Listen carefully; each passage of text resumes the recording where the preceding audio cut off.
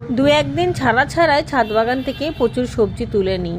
সারা শীতকাল জুড়েই বাজারে যাবার কোনো প্রয়োজন নেই। নিজের ছাদ বাগানে এত রকমের সবজি চাষ করেছি, তাও আবার সম্পূর্ণ অর্গানিক। এই সবজি স্বাস্থ্যের পক্ষে যতটা উপকারী, ঠিক ততটাই চোখের শান্তি এবং মনের শান্তি।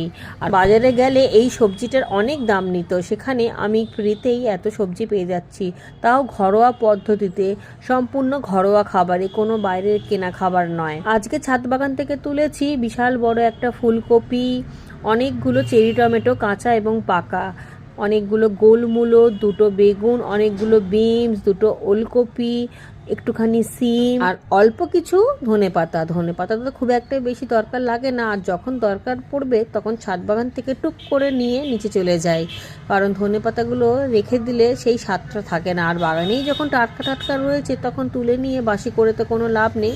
তার সাথে কিছু করলাও তুলেছে।